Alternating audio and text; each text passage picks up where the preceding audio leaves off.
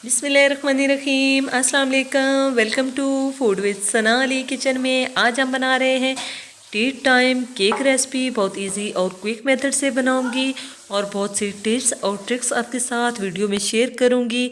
आपका केक बैठ क्यों जाता है, इस तरह फूलता क्यों नहीं है, कौन सी जो है गलतियां आप लोग करते हैं जिस वजह से केक जो है परफेक्ट नहीं बन पाता। इसलिए पूरी वीडियो देखनी है, बिल्कुल स्किप नहीं करनी, तो आप भी बेकरी से कई गुना बेहतरीन बिल्कुल सॉफ्ट और स्पॉन्जी केक तैयार कर सकेंगे। चलें जी, बनाना शुरू करते हैं बिना टाइम वेस्ट किए। 3 अंडे हैं हमारे पास और इनको हमने अच्छे से बीट कर लेना है। इतना बीट करना है कि अच्छे से फ्लफ़ी हो जाए और अपने वॉल्यूम से जो है डबल हो जाए। अच्छी तरह से बीट हो चुका है, फ्लफ़ी हो चुका है बिल्कुल। अब हमने इसमें 1 कप शुगर पाउडर शामिल कर दी है। आप इसमें चीनी शामिल कर सकते हैं, लेकिन चीनी का दाना जो है बीट करने में मुश्किल होगी, इसलिए हम शुगर पाउडर करेंगे।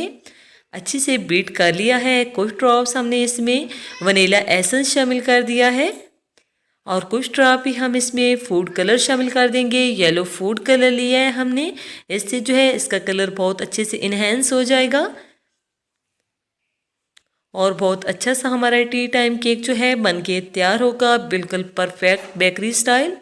और 1/4 कप हमने इसमें ऑयल शामिल कर दिया है। आप घी भी जो है मेल्ट करके इसमें शामिल कर सकते हैं। इसको हमने बहुत ज़्यादा जो है बीट नहीं करना, बहुत ज़्यादा ऑयल को बीट करेंगे तो हमारा जो बैटर है बैठ जाएगा। अब हमने इसमें 1.5 कप मैदा शामिल कर दिया है, जो हमने पहले अच्छी तरह से छान लिया था। छानना बहुत ज़रूरी है। और 1/2 टेबल स्पून हमने इसमें बेकिंग पाउडर शामिल कर दिया है। हल्के हाथ से हमने इसको मिक्स करना है, बहुत ज़्यादा दबा दबा के मिक्स नहीं करना। अगर बहुत ज़्यादा दबा के भी मिक्स करेंगे तो जो है बैटर बैठ जाएगा, हमारा केक अच्छे से फूलेगा नहीं। हमने अच्छे से मिक्स कर लिया है। अब हम मोल्ड तैयार कर लेंगे।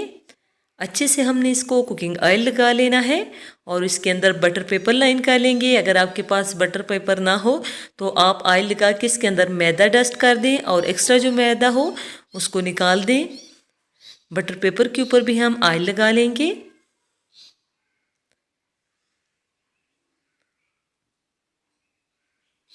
अब जो बैटर हमने तैयार करके रखा हुआ था वो हम इसमें पोर कर देंगे।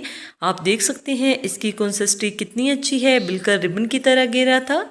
इसको टैप कर लेंगे और 10 मिनट पहले हमने पतीला प्रीहीट कर लिया था, 40 मिनट तक लो फ्लेम पे बेक कर लिया है। आप देख सकते हैं कितना अच्छा कलर आया है। हमने 1 घंटे के लिए हमने इसे रूम टेम्परेचर पे ठंडा कर लिया था और अब हम इसकी कटिंग करेंगे। साइड्स को हमने छुरी की मदद से रिमूव कर लिया है। देख सकते हैं कितनी इजीली जो है ये डिमोल्ट हो गया है और कितनी अच्छी से ये राइज हुआ है, बिल्कुल अपने वॉल्यूम से जो है डबल हो चुका है। अब हम इसकी कटिंग कर लेंगे। आपको कटिंग से अंदाज़ा हो जाएगा कि ये कितना सॉफ्ट और स्पॉन्जी तैयार हुआ है। बहुत ही कम खर्चे में किचन में मौजूद चंद चीज़ों से हमने इस केक को तैयार किया है। ये आप देख सकते हैं कि ये कितना सॉफ्ट और स्पॉन्जी तैयार हुआ है, बेकरी से कई गुना बेहतरीन। बहुत ही कम खर्चे में किचन में मौजूद चंद चीज़ों से आपसे को बाहर से कोई चीज़ लाने की ज़रूरत नहीं पड़ेगी। चंद टिप्स मैं आपके साथ शेयर करना चाहती हूँ। आपने जो भी बेकिंग के लिए पतीला लेना है उसका ढक्कन अच्छी तरह से कवर होना चाहिए, बिल्कुल लो फ्लेम पे आपने इसे बेक करना है। बार बार खोल के चेक नहीं करना, वरना आपका केक बैठ सकता है, इस तरह राइज नहीं होगा। इसी दौरान अगर चैनल पे नए हैं तो जल्दी से अपने आप ही के चैनल को लाइक कर दीजिए। सब्सक्राइब और शेयर करने में बिल्कुल कंजूसी नहीं करनी, बेल आइकन को ज़रूर प्रेस करना है ताकि आने वाली हर नई वीडियो का नोटिफिकेशन सबसे पहले पहुंचे आपके पास। और फीडबैक भी ज़रूर दीजिएगा कि आपको ये रेसिपी कैसी लगी। ओके जी, अपना ख्याल रखिएगा। नेक्स्ट मुलाकात होगी किसी यम्मी और हेल्दी रेसिपी के साथ। फ़ी अमानिल्लाह, अल्लाह हाफिज़।